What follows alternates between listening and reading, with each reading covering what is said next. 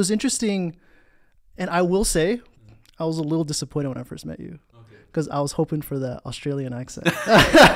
Where was it? Somehow I never got a full grasp of, if you talk to my sister, strong Aussie accent.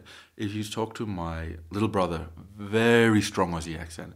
Somehow it never took. And I think when we were talking, we were speaking about identity and, searching for your own identity and whatnot. And so from the time that I was very young, I identified very strongly with being Naga. And so I think maybe subconsciously or even consciously, I wanted to keep as much of my accent as possible. That makes sense, because you can't be living there for 30 years and not like pick something.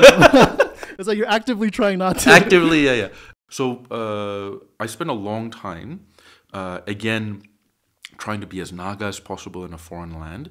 And I had my mom and dad, but we didn't really have any community. I'm sure you can relate to that being in Canada. And I remember I tried very actively as much as possible to be what I thought would be Naga.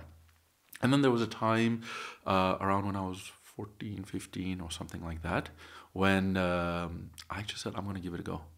I'm going to try and beat Aussie. So it was a conscious decision. I remember telling my uncle, I said, I'm going to try being Aussie a go. So I did. I even changed my name. So my name's Kevisato. My whole family called me Sato up to a certain point. And I said, no, my name's Kevi. Okay. And then I even had an N. So I was Kevin. You really went all in. I went all in. So I was Kevin. And then I tried, an Aussie accent. I even tried, because I had a very close-knit group of Asian friends. Not just Asian friends, but friends who were, immigrants. I had a friend from Iran as well, Chinese friend. So then I even went and sought out, like, very typically Aussie friends. Really? Yeah, just to immerse myself in the culture. Mm-hmm. So that experiment ran on for, quite a few years. Really? And you just left your old friends behind? No, we still hung out. It was actually quite opportune because at that time I was switching schools. So it's kind of like switching schools. I was going into class 9, year 9, which is like middle school. Pretty much. Yeah, pretty much. And so that was, I guess, a good opportunity to trial a new personality. So everything, so everything just fell in place, because like when I hear your accent, it's almost like an accumulation of every other accent. I hear some British in there. I definitely hear some American, but your tonalities and your pitch very Australian, like the way it goes up and down. And what was that like? Because, like finding your identity, you were like what when you started to question it? Like 6? Yeah. So when we left, I was about 8, so quite young. That's about the same age. Yeah, we left. Yeah. Okay. Yeah. So about 8 years old, landed up in a new country. It was quite funny. I mean, my brother had never seen a flushing toilet. So everywhere he went, he would flush the toilet. And then when we were here so we left in 96. So when we were left, all we knew about Australia was Neighbours, which is a television show at the time, and Man from Snowy River. And Man from the Snowy River was actually set in those like cattle herding days.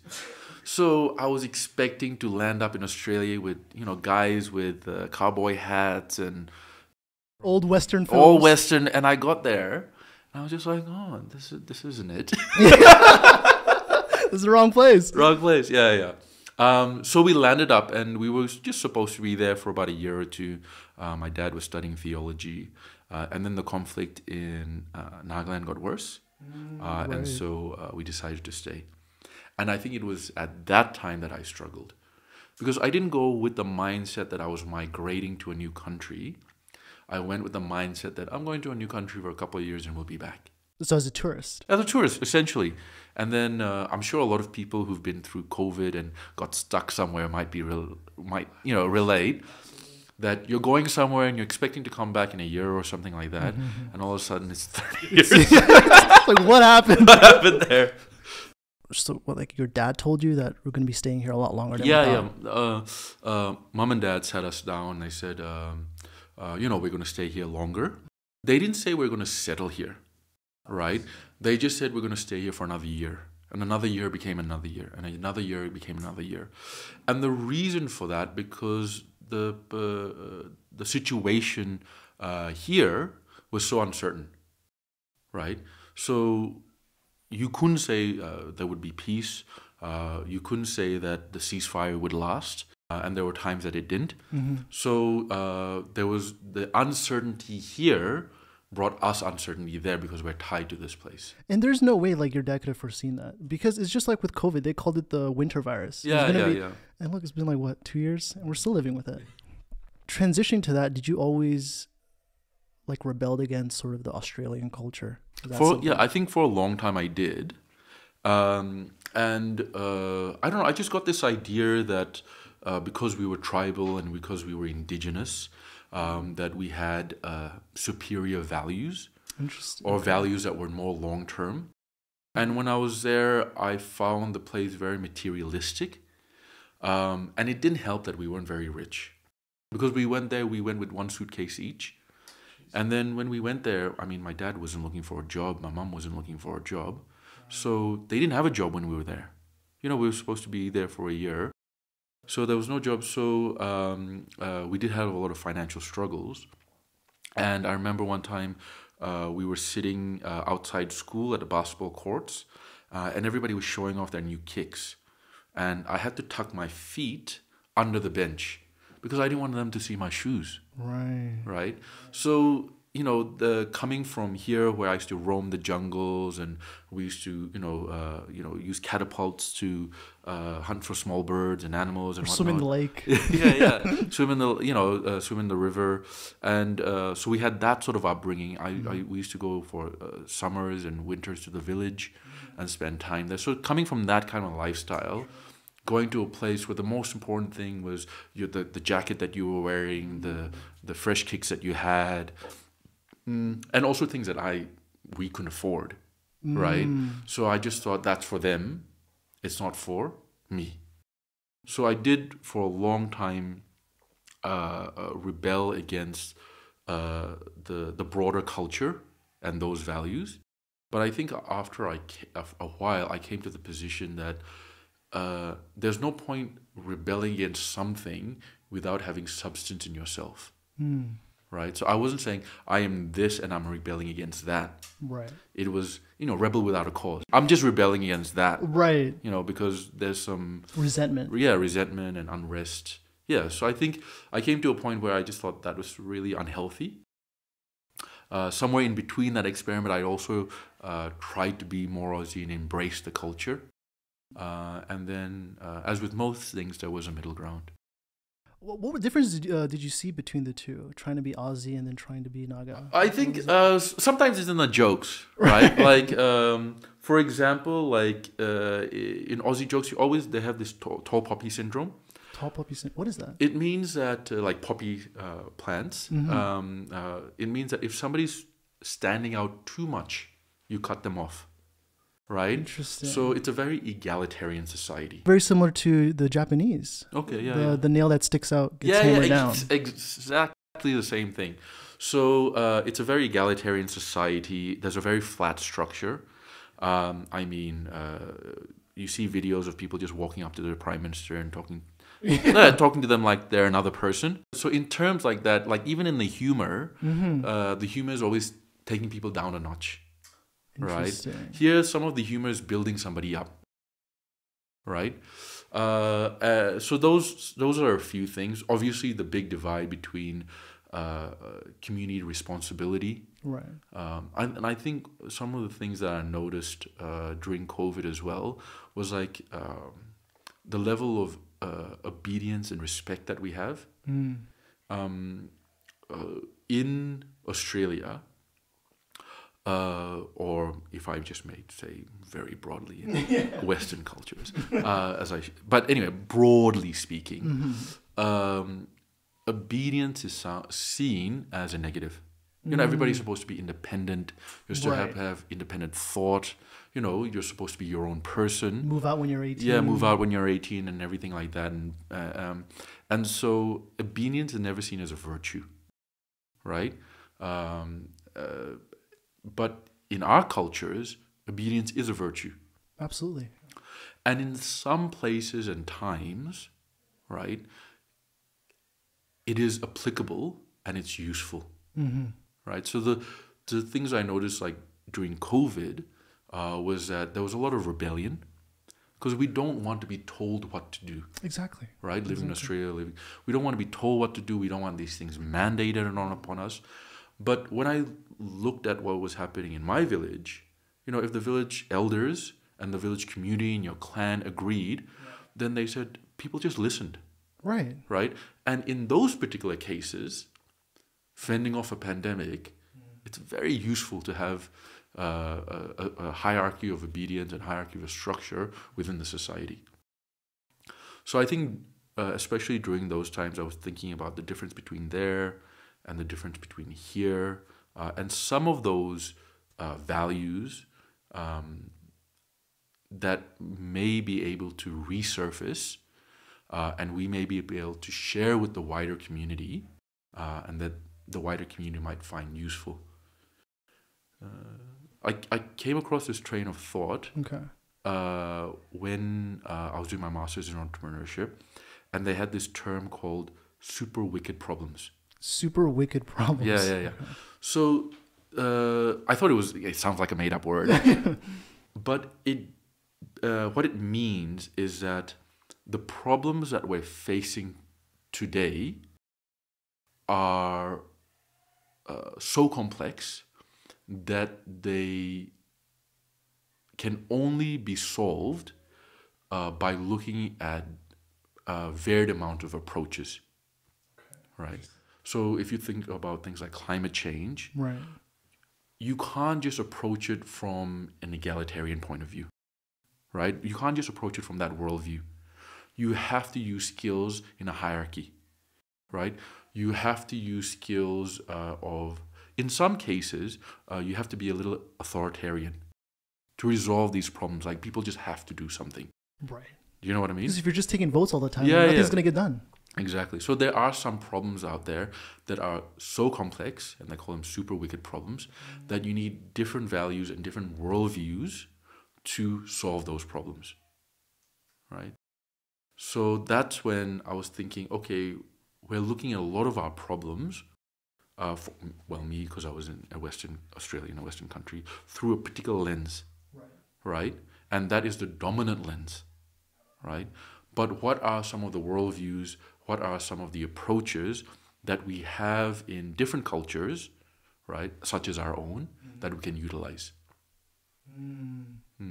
And one of them is that level of hierarchy and obedience that we have in the village. It's very interesting, right? Because whenever we look at something like that, or whenever someone would hear something like that, especially someone from the contemporary world, they would think like, you're out of your mind, just like you said.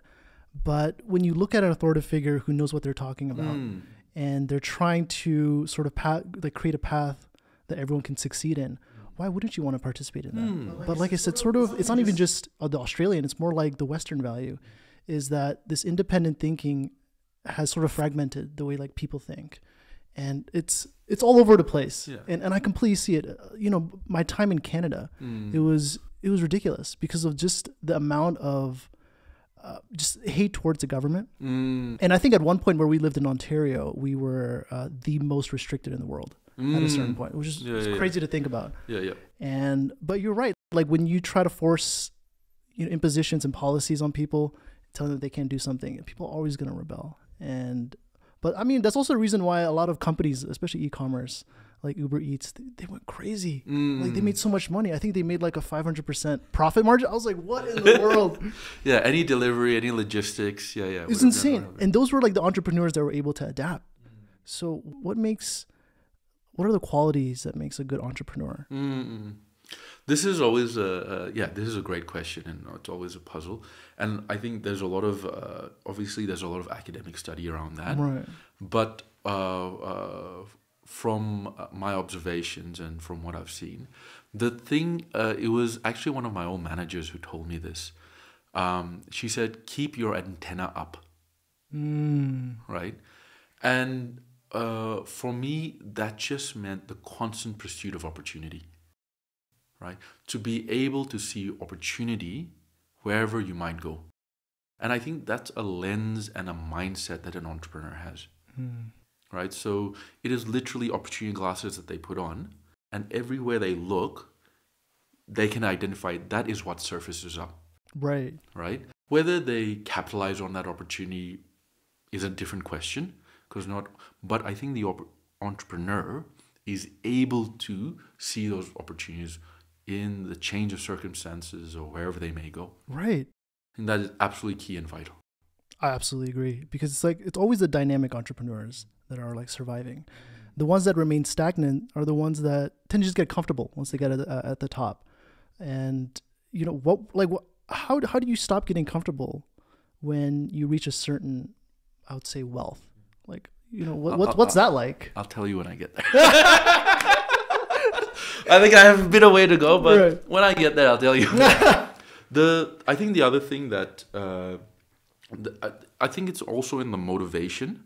So the motivation of an entrepreneur is not necessarily wealth. Wealth is a measure, right? It's just how many chips you're collecting that you can demonstrate. But the goals that they have, and you know, the world's most famous entrepreneur, Elon, his goal has nothing to do with wealth. It's about getting us to Mars. So for most successful entrepreneurs, the goal isn't wealth. Wealth is a measure, right? The goal is always something else. And quite often the goal is personally tied to them, because entrepreneurship, unlike different careers, is a vocation that is your entire life. It's not a clock in, clock out, right? So to be able to sustain that way, there has to be an element where it's a personal fit. So how does someone like you balance your personal life and your business life? Do you have any hobbies that you escape to? Yeah, I do enjoy hiking. Okay. So I like getting Australia, out there. that's perfect. Yeah, Australia was perfect. I think every weekend I used to get out. Since I've come here, I haven't taken as much opportunity. But last weekend I just did a road trip to Shillong. I think it's like a 12-hour drive there. About 12-hour drive. And then the weekend before, I just went up to Pule Batse. So we started from the bottom, and I think walked up. It's not very far. I think it was like a 6-7 kilometer hike from Zotsuma. It's interesting, like when you come here, like the amount of hiking like opportunities here, even Zuleke. Yeah. You know, the place is crazy, and there's always sights to see. And also, I forgot to congratulate you on your marriage. I know it was like last year though. But still. Thank you. That was it was November last year. November last year. Yeah, okay. Thank you. Were you surprised by the sheer size of weddings in comparison to, like, let's say Australia and then here? It's ridiculous, right? It is ridiculous. I was prepared because I knew. I mean, people would say, you know, they're having this wedding, they're having that wedding, and that give you an idea of numbers. So I think I was expecting. For us, we consciously decided to have a more intimate wedding. That still meant about 700 people. But I guess a lot more intimate than some of the bigger weddings here, where they have 4,000 people, 3,000 people. Easily. And they last for days too. Yeah. So our wedding, in that sense, was more intimate, and it was really nice. I think a lot of the people who came, they said when they were looking around, they saw a lot of familiar faces. So I think it's nice when you go to an occasion, whether it be a wedding event, and you know you're surrounded by familiar faces. Right. And then when I first met you, you're looking a little bit thin, a little bit pale, but now like your cheeks are fuller. Yeah. You're looking good. That's good Naga food. How's it treating you? Yeah. This is the heaviest I've ever been. Really? Yeah. So I think pre-pandemic I was about 85 kilos. Okay. And about at least 10 kilos heavier. Wow. So the past couple of years has not been good for my health. But yeah, the food has been great. Adjusting has been a bit difficult. I can imagine. I'm sure you face the same. Do you face the same? The spice. Yeah. Spice. So I don't know if you do this, but I've stopped adding the chutney because there's already chili in the pork. You know what I mean? God forbid there's chili in the rice. Yeah. It's everywhere. The pork has chili. The vegetables, you know, the vegetable dish has chili. Everything has chili. And on top of that, we're adding chutney. So that was quite. So I've just cut that out. And then for a period, I was trying to eat less rice. That's the rice here is very heavy. That hasn't worked so far, as you can see. So yeah, and a lot of the increased uptake on vegetables. Because if I don't know if it's the same in Canada, but in Australia they show you a portion size, right? And then you're taught this in school. Right. You're taught like this many carbs, this many vegetables, and this much protein. Exactly. Right. Whereas here, I found that my vegetables were like this tiny little thing in the corner. My carbs were just a mountain. A mountain, and then also a mountain of protein. It's crazy. Yeah. So I'm constantly having to readjust the portion size on my plate. Well, and I can imagine coming from one end of the spectrum, which is the spice level out there in Australia. Yeah, it was 0. Exactly. They think taco seasoning is spicy. I had a mate who struggled with pepper. Oh my God. And then you come to the other extreme, which is here. I remember it took me about 2 months to adjust. Okay, wow. It was insane. Yeah. Because what did you do? Excuse me? What were your tips? I didn't have any. I just manned it out. And it was so bad because I would remember it became routine by this point. I would wake up in the middle of the night every night and just start shitting my brains out. Yeah. Definitely that chili is not. Yeah. And I don't think it was spicy for sure, but even the small spice, even maybe the spice level of a jalapeno here. Yeah. It just sent you to the bathroom so quick, and it's ridiculous. Did you have Naga food back when you were in Australia? Yeah, I mean, because I was there with my parents when we were young. My dad loved cooking Naga food. We always had galho, and we always have fish soup and whatnot. Of course, when I became independent and lived in my own place, not as much. I knew 1 or 2 recipes. That was my own version of Naga food. Right. So not as much. So coming back, I love the food, and I think I overdid it. Because the food here is so flavorful. It is just jam, every morsel. Even the rice. Plain rice is nice, right? It's just jam-packed with flavor. And I definitely overdid it, yeah. Your mom is miso, right? Yeah. Was that a conflict of identity as well in there? I think my dad always said that my mom showed great wisdom. My mom is also mixed. So she's miso, Kasi, Anglo. Oh, wow. So when she was growing up, I think she also struggled with our identity. So I was the firstborn, and when I was born, my mom made the conscious decision that I would only have one identity, right? So she said, you'll be Naga, and of course you can recognize that you are part Mizo, part Kasi, part Anglo, but we'll raise you as a full Naga. So in my mind, growing up, I was always Naga. And then I think, when you're in high school and you're searching your identity and who you are, of course, then I started, inquiring about those parts of it. But for those formative years, mom and dad, they were quite conscious. They said, we don't want you to have identity issues. So they took me halfway across the world. The logic is sound. The logic is very sound. They said, we don't want you to have identity issues. So they made a conscious decision that growing up, I would be Naga. That's also one of the hardest questions you can ask a third culture kid is where are you from? But you already knew your identity quite early on, so you didn't really have an issue with saying, well, I'm from Nagaland. And to be quite honest, I don't know if you found this in Canada, but nobody knows what a Naga is, right? So then everything you do is Naga, and you just make it up as you go. My mates were like, you're a bit weird. And I'm like, no, this is perfectly normal. I'm just this is what Nagas do. Just scapegoat. Yeah, they have no point of reference. Right, exactly. And so what are their reactions when you tell them that you're Naga? Are they always very inquisitive about it? Extremely inquisitive. Yeah. Because it's in India and there's a disconnect. We look different. I never introduced myself as Indian. I think one part because there is a disconnect. People overseas will always look at you weird and for sure. So I just said I'm from Nagaland, and it's on the tri-border between India, Burma, and China. And when you put in India, and then you add Burma, China, and then you look at us, then people are like, okay, cool, that makes sense. I've never heard of the place. And then if they want to go further, they'll ask. But to start off with Indian, then it's a long conversation. It's almost a conversation stopper. Yeah. So with your dad, did he teach you Dinyedia? I think he tried. How's your dad's India? Yeah, very good. It's very good. Yeah, Okay. very excellent. I think he tried, but it was quite challenging. So first of all, we were very young, and we were in a foreign land. So I was 8, my sister was 7, my brother was 5. Wow. And so we were in a foreign land. So they said, let's speak English at home to practice. Right. Right, because we had to go to school and we want to be fluent in the language of where we are. My mom's from a different tribe. She's Mizo, we said. And so we just needed a common language at home. And it was also practical being in a foreign land to speak that common language home and practice that.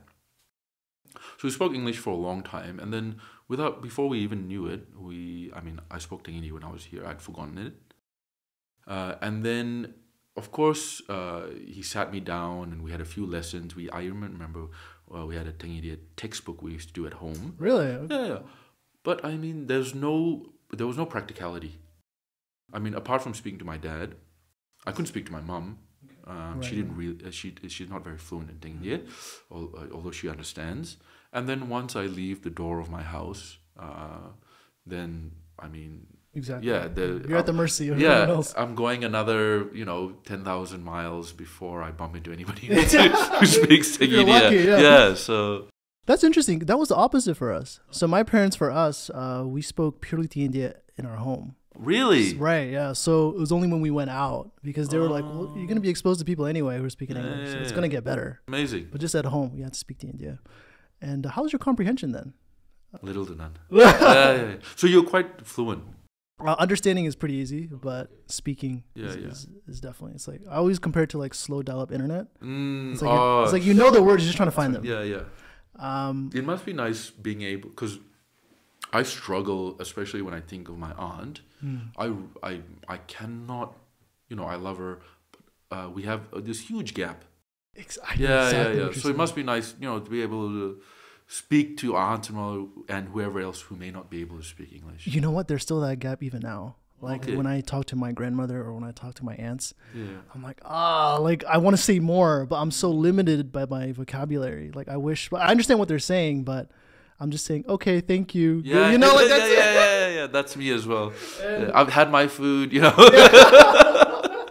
Has that been a burden, sort of like coming here with the language barrier, or has that been an easy transition? It's been I think we're quite fortunate that a lot of people here speak English. Yeah, 100%. So it's not like going to Korea or something, or going to Vietnam. Going back to your homeland. I think it would be harder for a Chinese person going back to China and not speaking Chinese, not speaking Mandarin. So very fortunately, we are taught English in schools. Our textbooks are in English, and a lot of people do speak English, high English literacy rate. So it hasn't been a huge challenge.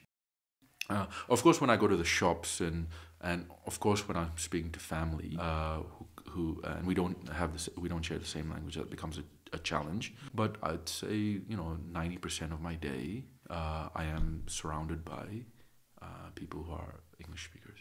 It's almost become mainstream now because, especially in Nagaland, because I remember when I was here, like years ago, everyone was just speaking Nagamese. Like that was the thing. Okay, yeah. And now, like, for some reason, it's changed to English has become the cool thing now. I'm like, since when? Like, where was that? You were born in Nagaland, specifically in Kohima, weren't you? Or no, I was raised up here in Kohima. Oh, really? Yeah. And you said you have very vivid memories of this place? Yeah. So what's like your... I think it's because of the stark difference. I see. Right? So my memories moving around Australia aren't as strong, but because of we were here and you're just looking at black and white, that vivid, it becomes more vivid. So I grew up in high school. So I remember our area. I remember in fact, I'm still friends with my childhood. Oh, you are? Yeah, best friend. We still get together. When the first time I came back, my older brother dropped me off at High School Junction, and I said, so I'd been away for 10 years. Wow. Yeah, over 10 years, and that's the first time I came back. So it was a 10-year gap. Left when I was 8, came back when I was about 18, 19, and so he dropped me off. I said, don't tell me where we're going. Okay. What I'm going to do is I'm going to find our old place. I'm going to find my primary school, and I'm going to find my mate's house. So then he was driving, and I was just instructing him. I was going to go up here, and I was able to do all that. And some of the landscape had changed, but fundamentally I was able to navigate around the neighborhood. So I was very proud of that. And then I went to my mate's house. His sister was out the front. I didn't have any phone numbers or anything. Then didn't tell them I was coming. I said, "Oh, it's me, Kevisato." Sato, of course. And she had this look of shock and excitement. And I said, "Don't tell Akele who's here." And she said, "Okay." I said, "Just call him out." So she called him out, and he came out. I said, "Hey, are you Akele?" He said, "Yeah, I've been looking for you." And he was in white. He was so scared. He thought I was like some thug coming to... You know what I mean? Really chasing down. So he was ready to run. Some stranger. And I, put on a very mean face. And then I think he was almost ready to bolt. I just laughed. I said, "It's me." And then, of course, it was a great reunion. And like when you transitioned over like a place like, like the Western, were there like any facilities that you miss now? Yeah, definitely. I think it's not so much of course, the facilities you miss, but that's not my bugbear. Like, that's not what bothers me, right? What bothers me is the mindset, and what bothers me is the approach. I think there are layers to it, right? So the first thing is obviously the physical, and that's your physical comfort, that's your roads. And then there's the physical, which is the infrastructure, hospitals, schools, roads, electricity. Then from that, it's the processes and the systems. The management, right? The management, right? It's about how things are supposed to function. The lack of, we love to talk about poor roads, the lack of poor roads, or our medical college, or our hospitals. It's really about just the way that the management approaches it, right? And that C word, I think corruption is at the heart of it. So it's really all of those things. So the hardest thing is to look at that. So the amount of care or the amount of intention at the top in a place like Australia is very different from here. And I believe that does filter to that. It's about role models. It's about how people in power set a tone of responsibility, right? So if people aren't responsible for their own offices, if people aren't responsible and they're not setting that tone and example, you can't expect the average person to be. Absolutely. And because it trickles down from there. It trickles down. And a lot of what, like from my experience, is that when I look at some of the officials, they're just comfortable in their position. Like there's no sense of ambition. Like we're not going to go any further than this. I'm like, how can you ever expect to succeed in that kind of environment? Impossible. I think one of the things that you might have been getting to, and which is one of my biggest pet peeves here, is work ethic. Yeah. It's almost non-existent. We talk about 9 to 5 out there in the Western world. But here it's muddled. Shops will open at like 1 o'clock in the afternoon. Like they don't really care if they're going to go on a lunch break. They can take like 3-4 hours, and maybe that's sort of what we need, is that structure, that management. I think we need to be able to look and see an example. Now we're in Kohima, so the vast majority of employment is government. Right, and so that's the example. That's the tone, and that's what people see. Right. So I think it is really about the tone and the example that's being set.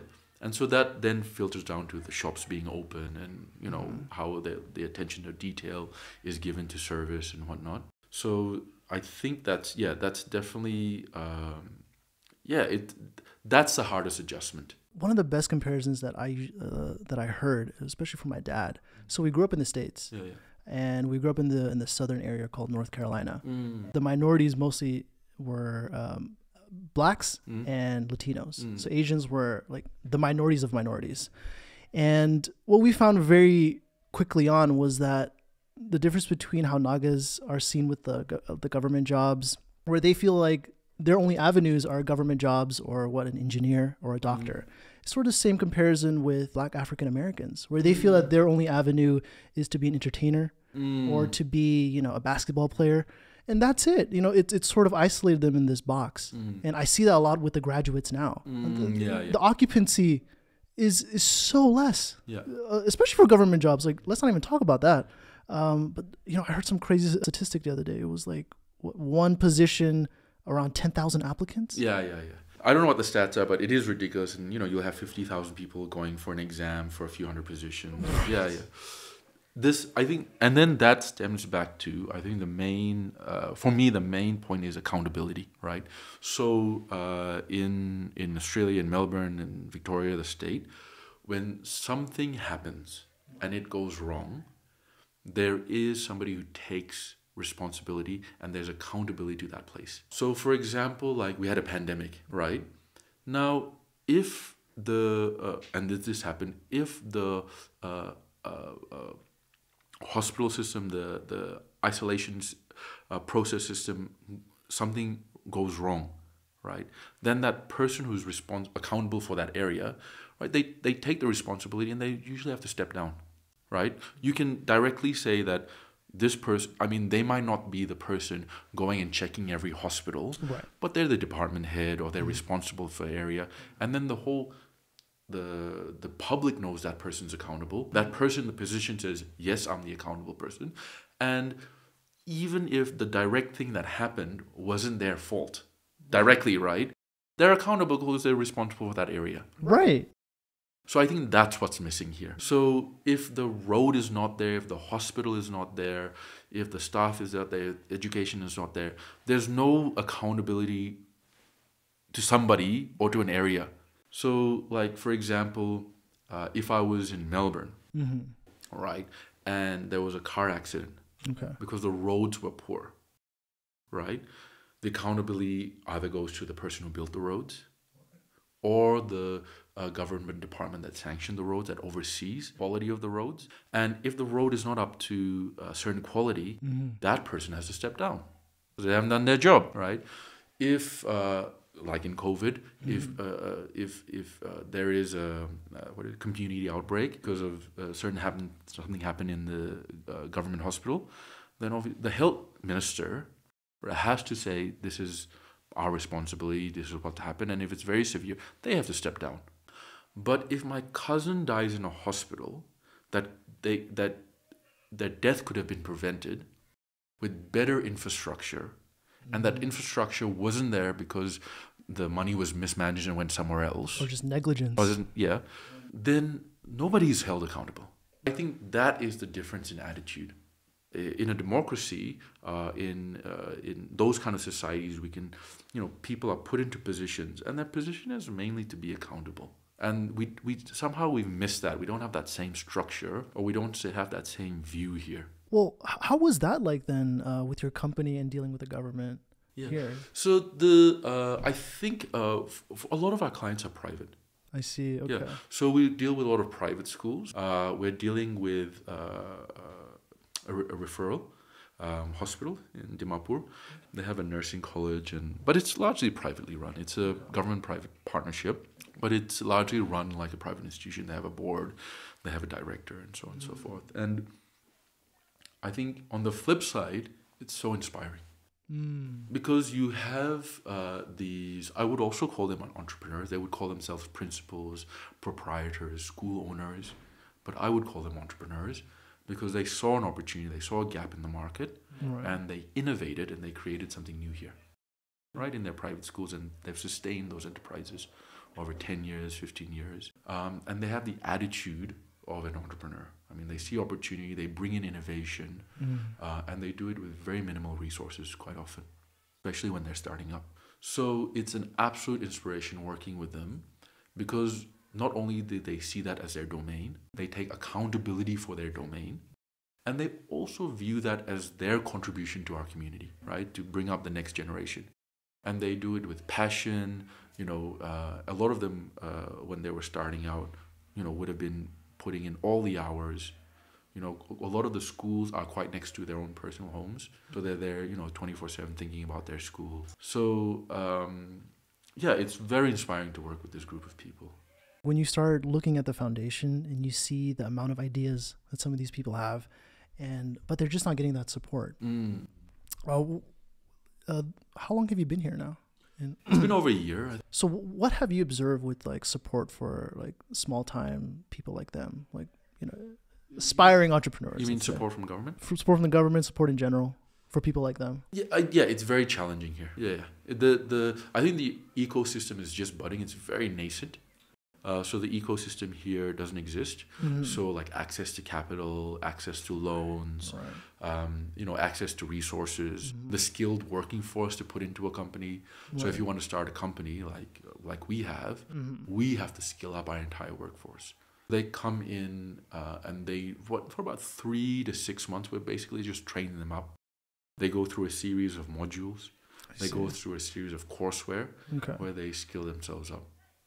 So the overall infrastructure is severely lacking. And the ecosystem is just being built up. So those support systems that you might find elsewhere are not deployed here yet. That would be definitely one of the advantages that you have, right? The support from Australia and then bringing it over here. It's fairly easy. I know there's a lot of processes and paperwork involved. Yeah. It's easier because personally I have a skill set that I can deploy here. And then and also even from Australia, like we had educators and trainers, lecturers from Australia who were training our staff here.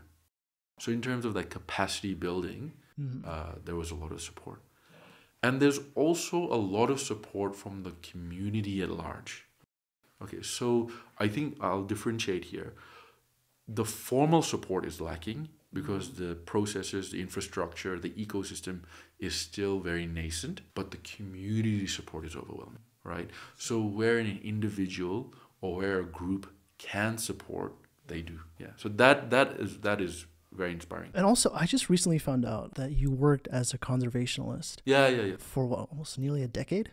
Yeah, almost a decade, I think. Yeah, so I worked in conservation for, a very long time. I find that very coincidental, whether it's fate, but your village is Kohima. Yeah.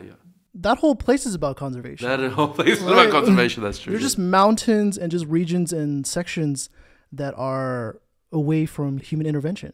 No hunting. There's, I think the Tragapan Sanctuary. And then they've got very strong hunting laws, and they also are, quite cognizant about tourism. The most popular tourism place in Nagaland. So, for example, like you can't fly a drone; disturbs the way of life of the village. And then when you go there, you register. You have to go around with a local guide. So all these things put in place.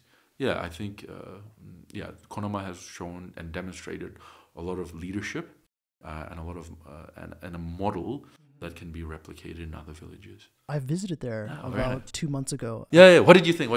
Give us your insights. Well, I loved it because I studied in Kohima when I was young. I studied here for 4 years. And so we went on a school field trip there. We stayed there for 2 nights. And I loved it then, and it's changed so much now. I think we have a mutual friend who was my guide, Keja. Okay, yeah. So yeah. He was telling me about you, by the way. He's like, there were so many Australians coming over. He was such an asshole for the wedding. Yeah, he had a big headache. We entrusted him to look after our overseas guests. And I think we gave him a headache.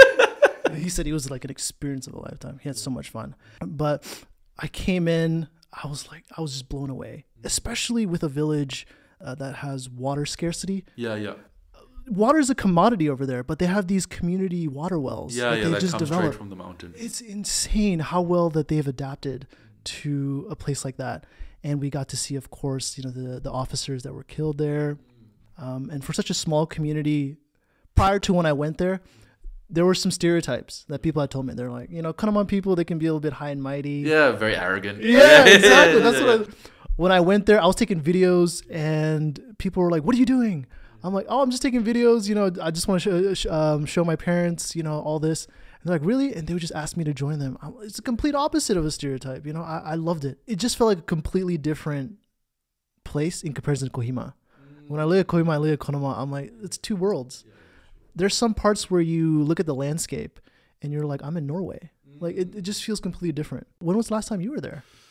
When was the last time I was there? Probably a couple of months ago. A couple of months ago. When I came, I was going there at least once a month.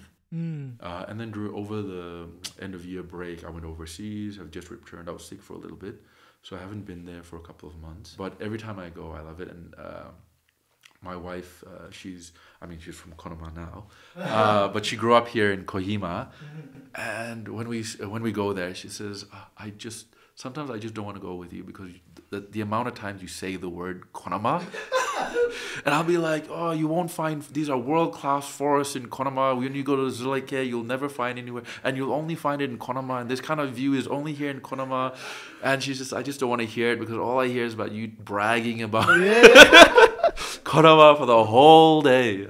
It's a beautiful place. And again, it was India's first green village. And it was interesting to see, like, especially the people there, they have every right to be proud because of what they've created. And the vista and the vantage point when you go into the valley and the surrounding mountains. I went there with my wife's cousin. Okay. And it was her first time there. And when she saw that, again, that people, you can see it, right? Right, yeah. They're a bit mind blown. Even like how well taken care of the forts were. Like, it's still there. Yeah. And I don't think I saw like a single piece of trash there. Like, it's just so clean. We even went to see the alder trees. Oh, yeah. The slash and burn cultivation that they were doing over there. Centuries old, but they're still using it to this day. It's still fairly adaptive. I think this goes back to the point that I was bringing before, is that there's some practices that we have, some values or moral views that we have that we could really take to the rest of our global community, right? In the way that Kohima is kept clean, in the way that it cares for its nature, the way that I was speaking to, so I'm from Mayase clan, and I was speaking to my clansmen, and they said, oh, the other clans and the other kills are always admiring our clan because our boys are so obedient. You know what I mean? So that was something to admire. Right. You know, when our elders have said something, then all the clan members, we generally fall in line, right? And that's how you can keep a place clean. So there are, and not only that, but within that, there's an immense sense of freedom, right? So people there don't feel like they're not free, right? And there's an immense sense of independence. Absolutely. Right? Kohima's very proud of their independence, and they're very proud that the movement for Naga independence was born out of that area, right? With AZ Pizzo. So, you can have these structures and systems, right, where you do have a community working together cohesively, and you can have a sense of freedom and independence. Right. It's that middle ground that we were talking about earlier. When you introduce something like that to someone with like Western ideology, they'll immediately think, oh, that's a dictatorship. Well, you're out of your but it's mind. not. People it's do. Not. Yeah. Like, you feel free because you feel that you're up. And I think this is also, like we were talking about growing up, right? So, like in Australia, people become independent very quickly. Like in Canada, I'm sure they leave house when they're 18, they go to college, and they're all independent and whatnot. And the mindset is that there is a separation. So the parent and the child are two separate individuals. right. And the child should be able to make independent decisions, even if they don't have all the cognitive functions, to do so from a very early age. Whereas in our mindset, and the way that I used to explain to my friends, is that I am my dad's arms, I'm my mom's legs. Right. That's the way she thinks of me. See, my mom or my dad, think of me as a part of them. Right. Right? As an extension. As an extension. And it's my job then to think of them as a part of me. Absolutely. Right. Right? So that's really that community ethos that's coming from a community. So I think it's hard to explain it, right? And so once you have that mindset and you understand that mindset, then it subsides some of that like pointless rebellion. What's the point of independent thought if it's not benefiting yourself or the people around you? Right. Well, that's one of the culture shocks that I had. Like, I remember my girlfriend at the time, she was white, and she wanted to buy a car. And she bought like a Nissan Altima for I think $5,000. And I'm like, where'd you buy it? She's like, well, I bought it from my dad.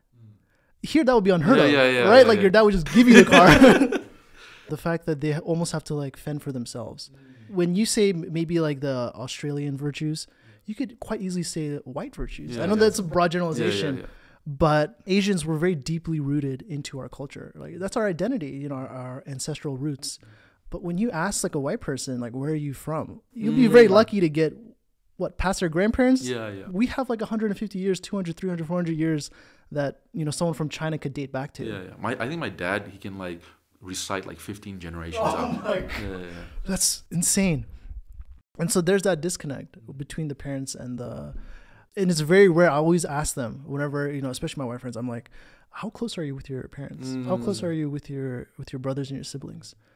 Not as close as us. I think, I don't know. They're just, I mean, sorry to hate on it, but like, it's like they're independent beings just floating around, right? Whereas we're a web, we're a network, right? And I think this goes back to, again, what we can provide, right? So I used to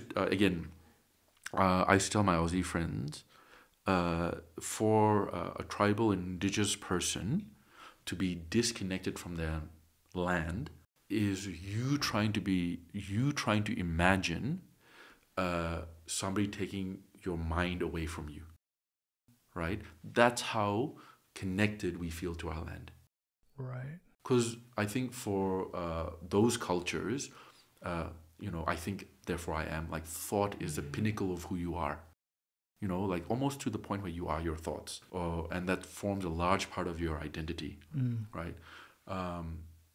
For us, a large part of our identity is our relationship to the land or our relationship with the land. Right. And so, again, what we can share, it's like, well, if we use Kohima as an example, right? If we then look at promoting that, look at propagating that, then promote the relationship that one can have with the land, then we don't have as much environmental degradation. So the idea that I'm a soul being and I'm disconnected from the people around me, I'm an individual, right? And then by extension, I'm also disconnected from the physical world around me. Then you have a mindset where these are resources that I utilize, right? Whereas when you come from a more indigenous mindset and you say, okay, I'm connected to the people around me, and an extension, I'm connected to the environment around me, right? You know, I'm not going to hurt myself. Right.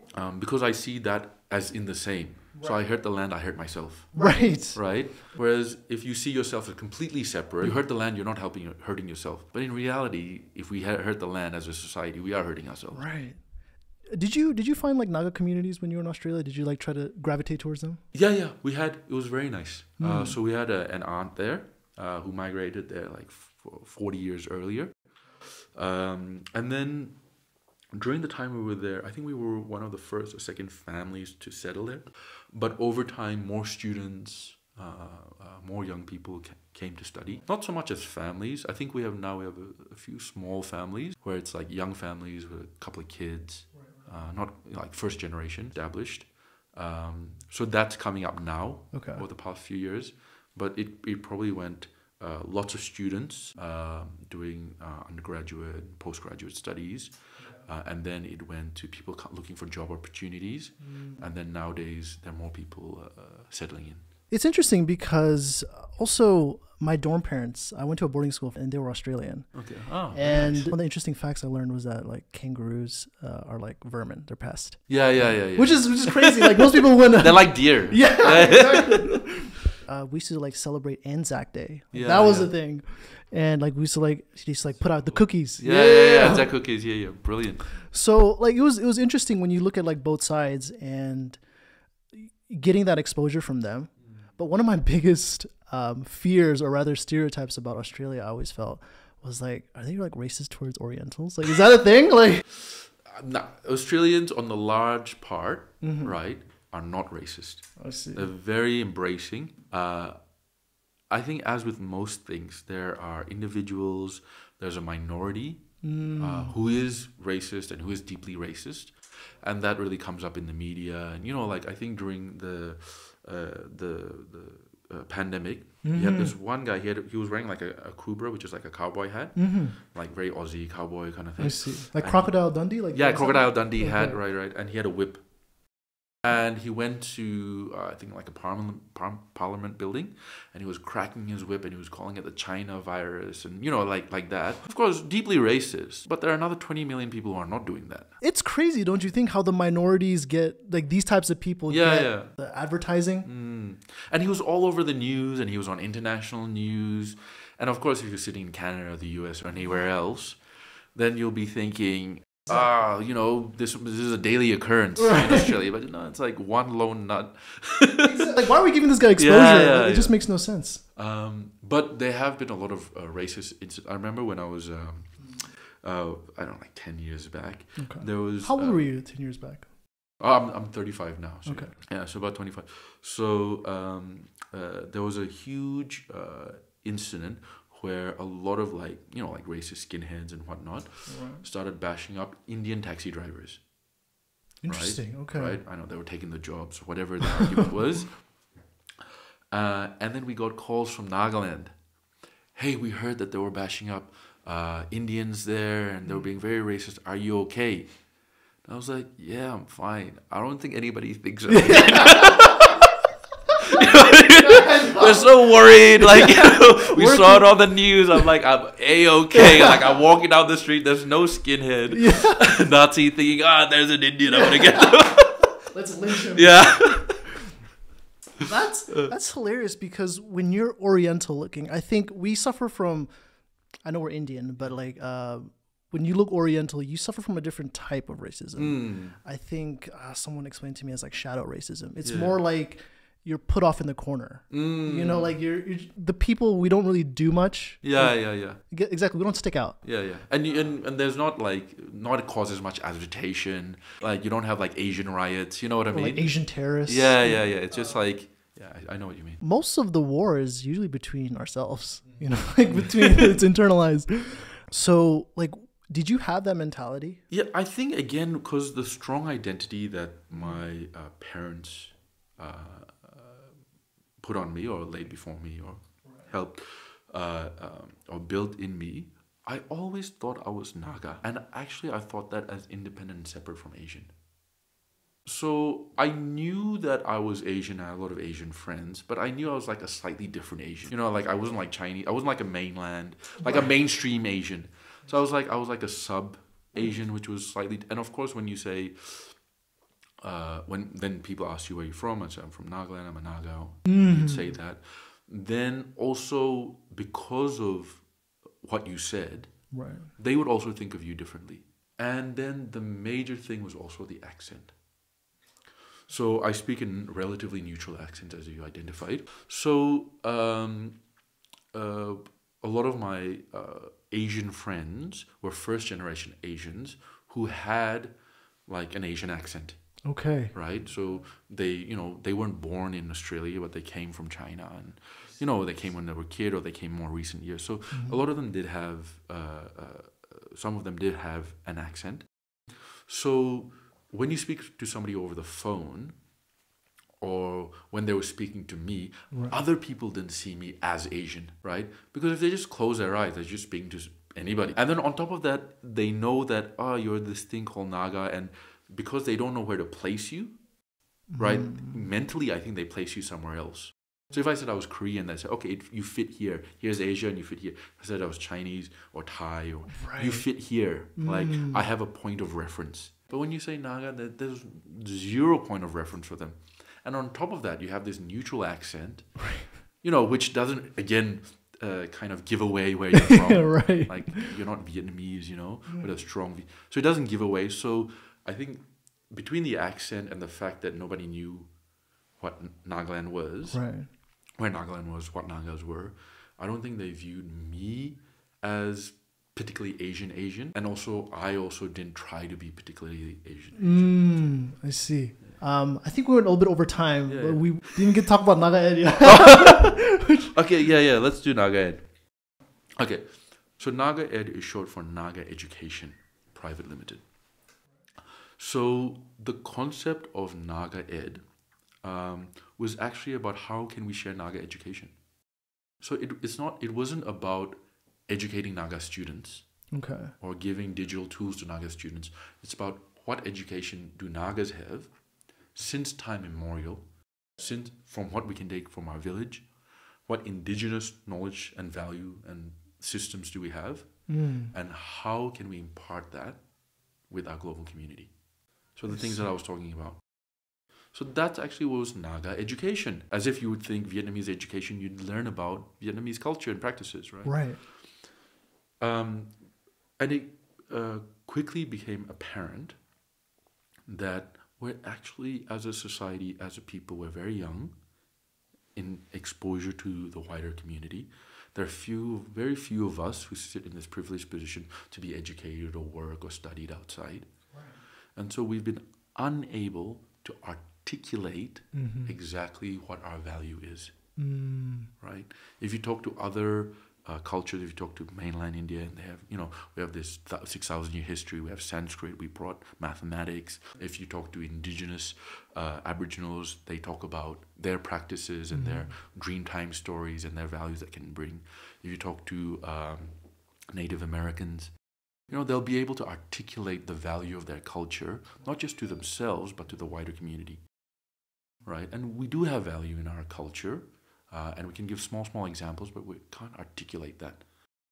So to be able to do that, we first need to be able to educate ourselves. So we're really about how do we educate the next generation of Nagas so they can be leaders in our community, and they can help shape and be able to articulate and identify what our value is and what our place is in the global community.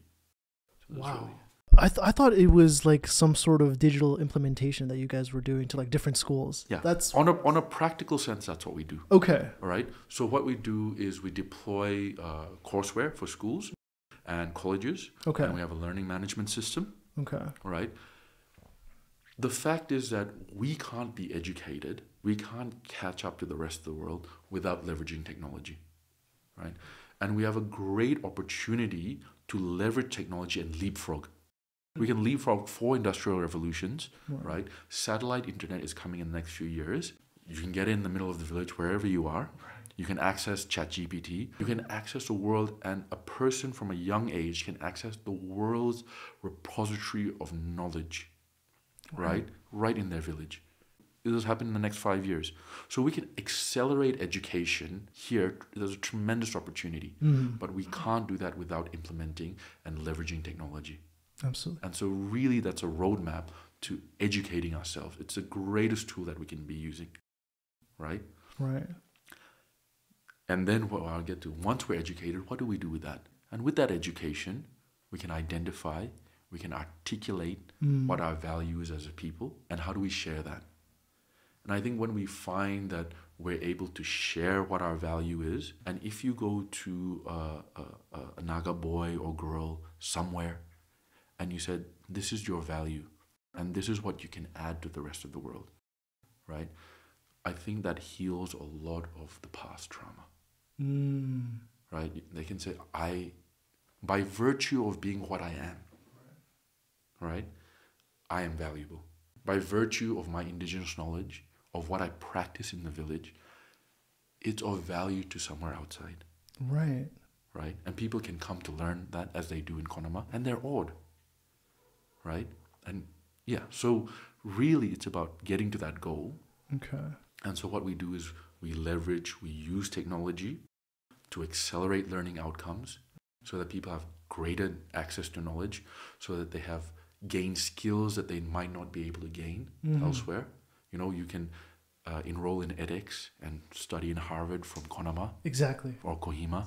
Right at your fingertips. Right at your fingertips. Yeah. So so it's really about that adoption of technology, which is currently quite a big barrier for us. Right. How are you training the teachers differently from the way that the locals are training the teachers? So basically, there isn't a lot of use of technology at the moment. If you look at professional development opportunities or training opportunities for teachers, in using blended education, in focusing on the national education policy, the new national education policy, in upgrading the skills of students, Right. right? For creative thinking, for problem solving, these skills of the future, there's little to no opportunity. So we're really providing that, and one of the gateways where teachers can come and really skill themselves up. Right, because that's one thing the pandemic taught us is the balance of blended coursework.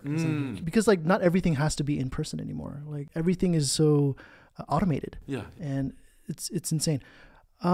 What schools have you checked out here? So we've primarily focused in Kohima. That's where we started. So like Northfield, Ardenham's, Vineyard, Measure, a few other schools. Not Jirio? No, not yet Jirio. That's where I studied. Oh, okay. Jirio's doing, I think they've been implementing a system for the past 5-7 years already. And then in Dimapur, El Shaddai, and like I said, in Dimapur, we just started working with referral. They have a nursing college and allied health college. Okay. So moving into colleges as well. Mm. I think, now we're going to venture out further. Does the implementation of NagaED has anything to do with like the CBSC or the NBSC, regardless of what it is? The curriculum is irrelevant. It's irrelevant. Yeah. Okay. So we can tailor the courseware to whatever curriculum that you're following, or whatever curriculum that they're following. And we make sure that all the notes, the content, the videos is aligned to that curriculum. And we also design syllabus and curriculum and courseware for colleges as well. That's what we're doing with the nursing college, where they're looking at digitizing, scaling up. And like you said, it's blended. So a nurse, somebody studying nursing, can do a lot of their theory online and then come in for their practicals. That's saving time, saving resources, saving energy. Yeah. So one of the biggest things when I was studying in Jirio was the teachers, or rather their teaching skills. It was so lacking. And the only time they used digital media, we knew it. Like all the students knew it. It was when they didn't want to teach anymore. Okay. Right? We're like, let the TV do the work. Exactly. And I'll just be on my phone in the back. Yeah. And more often, at the time we're using the NBSC system. And so what the teacher would do, more often than not, the questions and the answers that he would do on the blackboard, they would come up on next week's test or the final exam. Like there was no incentive to work hard as a student.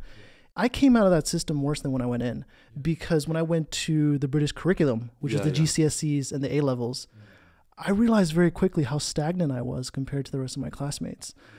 Critical thinking, analysis, and independent thinking, active participation of students. We never had that in Kohima, ever. But you have these students now in my new school who are like raising their hands, yelling out the answer, the teacher's picking on you. Yeah. And it's not the fact that you needed to have the right answer. You just needed to have an attempt at an answer, which was something I was never exposed with. And you're not punished for being wrong. You're rewarded for giving an attempt. Right. And then you're taught to reflect, sort of like look at that and then, identify how you can improve. Right, exactly. Here in Kohima studying, the only times the teachers would pick on you to answer a question is either you were goofing off so that like you'd be made the class clown of everyone. You're embarrassed. And he would just pick what the 2 or 3 smartest people in the class, and they would always have the right answers. So there's just no point. Yeah. And I think that system just taught us to read patterns, which meant like teaching methods. So we would just patterns that are going to come up. Exactly. That's all we learned. So that was my sort of vision with like, if this NagaED is implemented, like how is it going to sort of help with that area? So what we're talking about is Bloom's taxonomy. Okay. So it's a framework that we're going through, really starting at like remembering and memorizing all the way up to creating. So you move up the hierarchy in your learning and your education. So right now we're practicing a lot of what is at the bottom of the pyramid, which is really about rote, remembering, memorizing. Then you want to move out to analyzing. You want to move up all the way up to being able to create something, right? So what we're doing with the technology is we are looking at substituting a lot of that memorizing and remembering onto the platform, right? And we're slowly moving people up the hierarchy. Okay. So what we do in a Western style of education, it concentrates a lot at the top of the pyramid, the top of Bloom's hierarchy, And that's where the real value is. That's why employees elsewhere, apart from the country's economic position, it's why they're more valued. It's because they can problem solve, they can analyze, they can create. So what we need to do is we need to move up that hierarchy. And so what we've done is we've kind of like aligned that hierarchy with the way that we roll out our technology, right? So a lot of the remembering and rote learning we substitute onto the platform. Once people are onto the platform, right, and they're getting all of their materials to remember and the patterns that they need to remember for the exams and all that, once they're onto the platform, then they can start moving up. Because then we have additional interactives, we have videos, we have games, we have discussion boards, that kind of induce students to move up the hierarchy. But I think if they're just stuck in that classroom, that type of classroom that you mentioned, there's nowhere for them to move. So we've got that level, but we've got 4 or 5 levels higher, right? Okay. And so when the student is comfortable with that level, then they can start moving up. Also for the teachers, when they come onto the platform, they say, oh, everything I need is here, right? And plus I'm spending less time handing out notes. I'm spending less time correcting test papers because it's all automated. Where do I go? Oh, there's another level here. What's here? So we want that curiosity and we want that kind of space and room for people to move once they're there. Because if they're stuck in the traditional form of teaching, one, they're overburdened by remember, making sure students remember, and there's really nowhere to move. But all of those things can be automated. Even the traditional styles of taking exams. That can be automated. Easily. Yeah. Like, we're not writing 10-page essays anymore. We're like filling in the blanks. And then the teacher or lecturer has more time to invest in the student, right? Right. All that manual work is automated. I remember when I was sitting an entrance exam to go into a school. I was, I think, asked to write an essay on a picture or a tree or a landscape or something. It was just like a creative piece, right? And that exam got you into one of the best schools in the country. Wow. Right? So the method of testing was, how creative is this kid? Right. Right? How we've given them a blank sheet of paper and we're just like, write an essay about a tree and a landscape, And then of course then you have the maths question, the science question, it was across the board. But somebody's not sitting there correcting, all these multiple choice questions, fill in the blanks and all that. So that side of it is all automated. Then somebody can sit and go, how creative is this person? Right. Like, what are the analytical skills? What tools and skills have they used to write this essay? I'm sure you've used this, like the quantitative and qualitative skills. Like you see a lot in, especially places like Harvard, like they don't really care whether you have a 4.2 GPA. Like they want to know your extracurriculars. What are you doing for your community? Write an essay. One girl got in a couple months ago. She wrote an essay about her love for pizza. And like it's amazing how creative people can be. But I think the system that we have now is very concerned, almost like in comparative to China's, like results. I think if you look at the history, like just I'm going to go glance over 100 years of history here. But I think, of course, we were colonized by the British. The British needed to have a bureaucratic system that, of course, it couldn't be automated and they need to manage that. They need a high capacity for memory, right?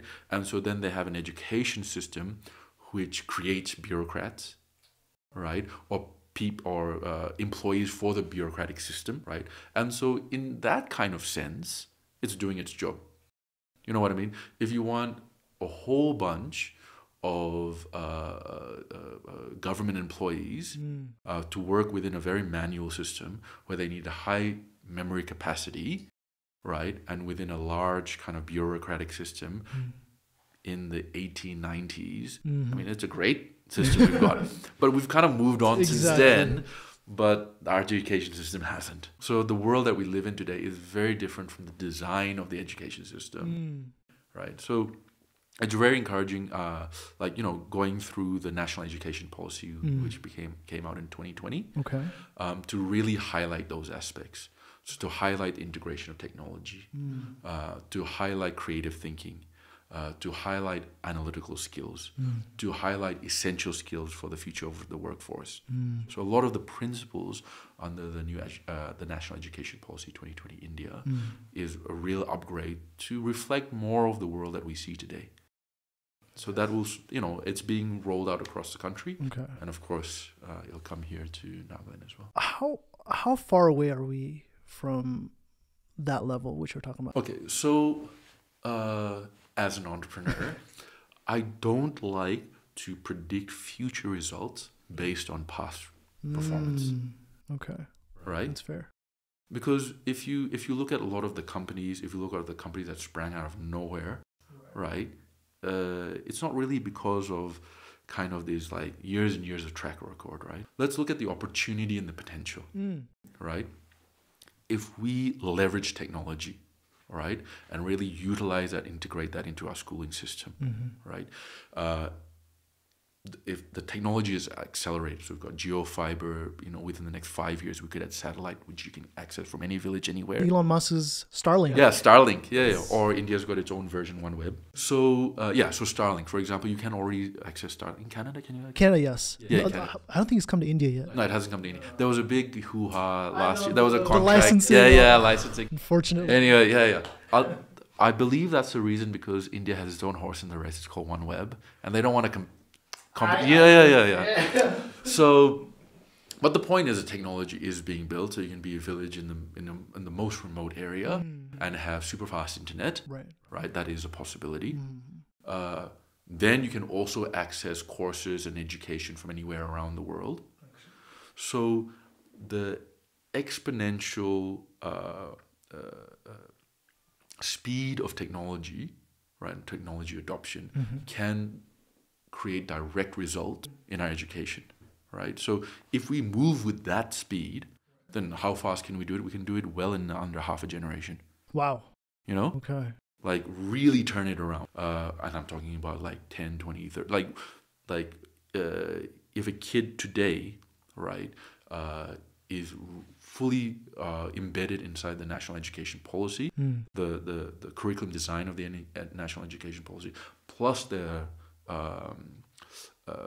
leveraging technology to access, the world's best practices and knowledge and everything like that.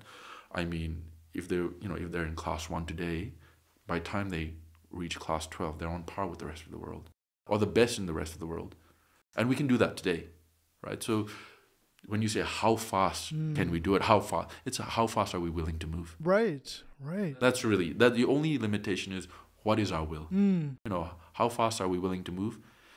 If, when we have children, or when I have children, or people have children, if you want your kid to move at the pace of the rest of the world, the barriers that were there for our fathers and our grandparents, they're really disappearing. And, well, it's mostly due to people like you, that have come back and want to serve the community.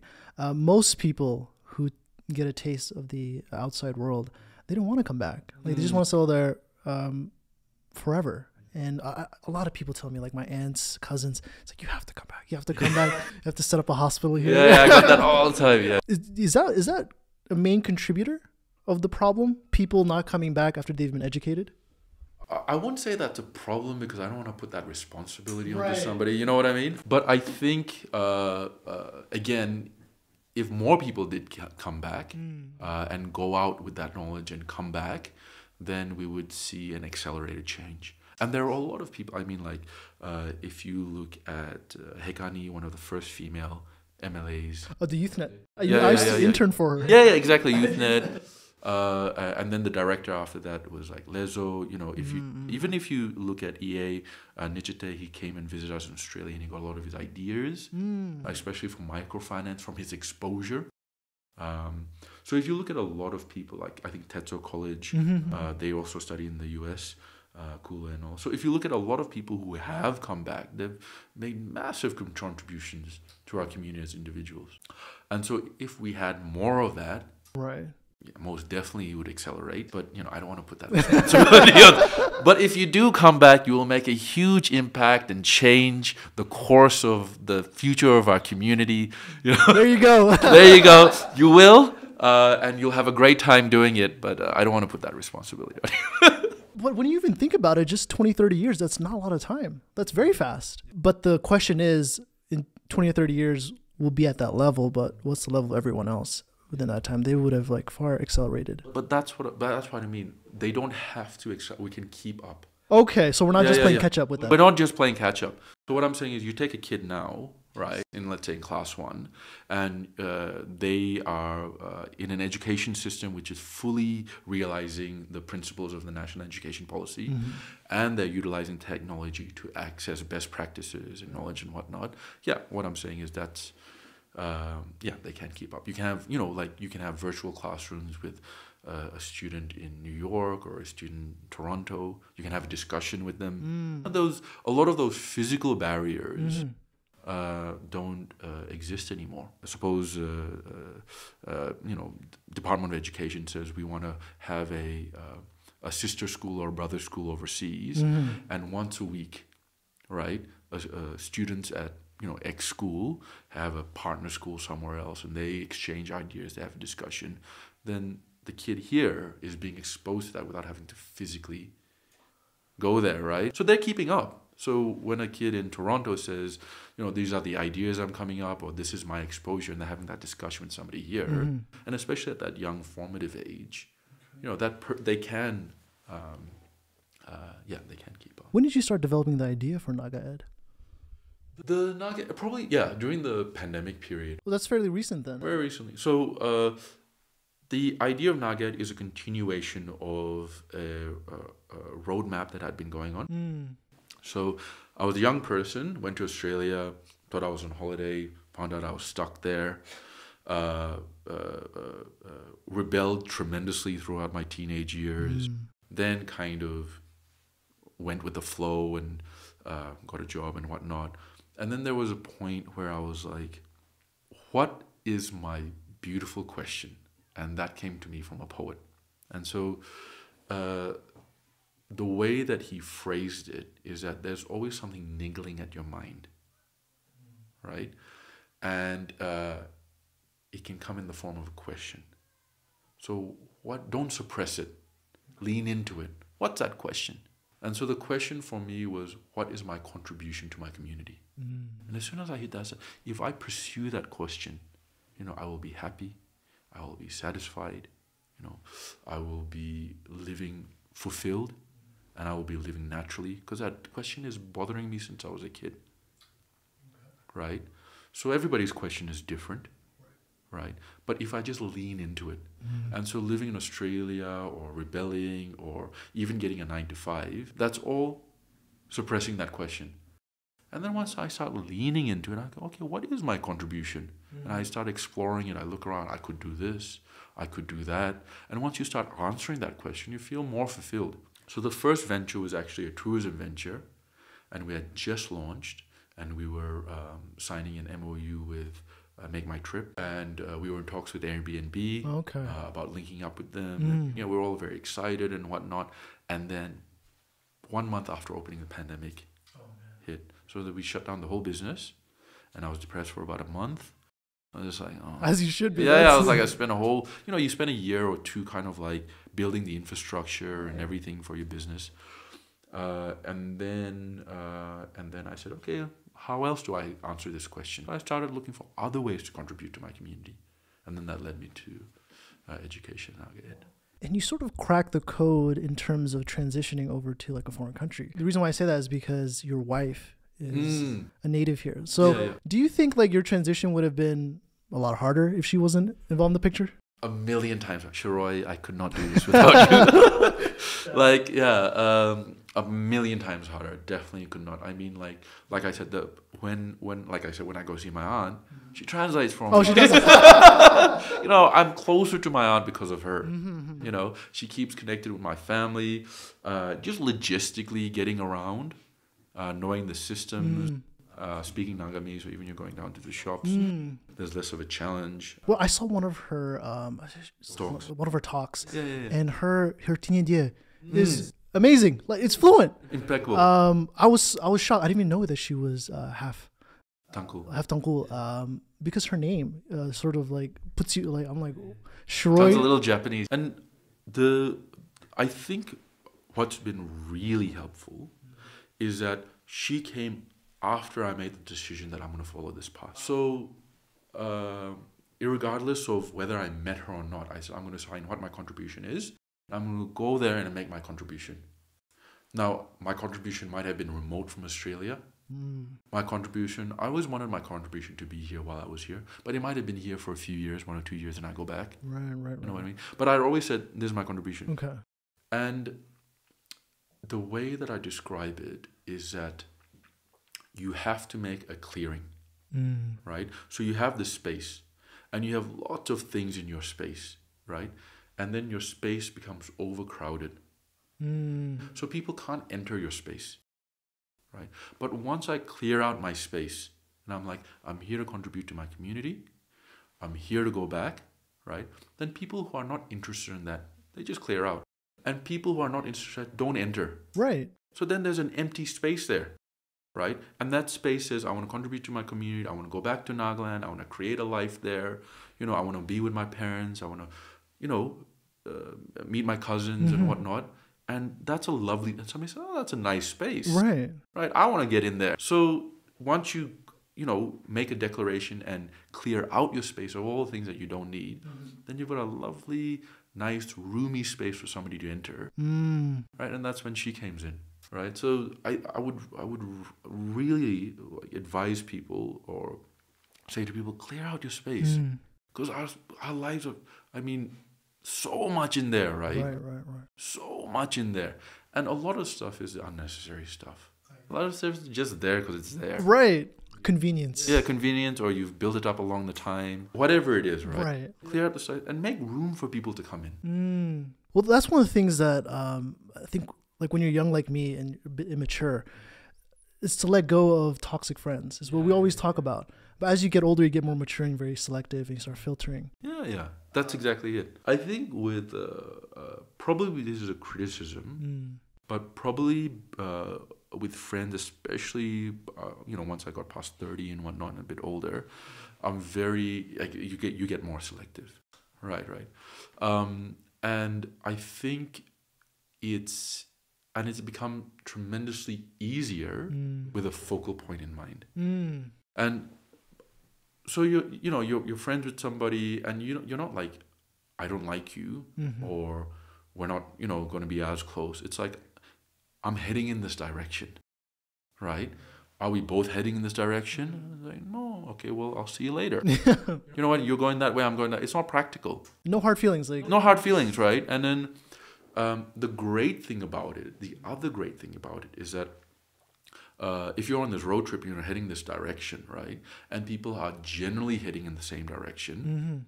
Not necessarily you're heading in the exact same direction, but generally. Okay. Then you always cross paths. Right? So, for example, I'm in education. I'm doing entrepreneurship. I'm an entrepreneur. I'm looking at Nagaland. I'm looking at the Northeast. What my contributions are here. Now, there's a whole group of people looking at the same thing. So we'll always end up at the same conference. Those friendships become easier. It's like taking the same class with somebody at uni. Eventually, you're going to talk. Eventually, you're going to talk, right? And it's easier to be friends with those people who are in your same class, or you share a couple of classes. You're going to talk, and then you're going to build up friendships, and then and then next semester you say, oh, do you want to take a class together? You know what I mean? Yeah, exactly. Let's look at timetables. Exactly. Then you plan together. It's kind of like that. And are you thinking about going back to Australia anytime soon? Oh yeah, to visit. Haven't booked anything in, but definitely to visit. And also, I was there for almost 30 years. It's a large part of my identity. It's a large part of who I am. A large portion of my worldview, my attitude, how I approach things, is influenced by the Australian culture and my time there. So it's a part of me that I want to share with Shuroi as well. And, don't miss I can do without the lattes. I can do without the cafes. I can do without the nice roads. I can do without the restaurant. I'll go. And all the creature comforts. The beaches. Yeah, the beaches. Crisp, perfect, endless beaches. But of all the things, I do really miss my close friends, my best mate. Those real relationships that you've built up over decades. Right. That's irreplaceable. Would you want to retire here?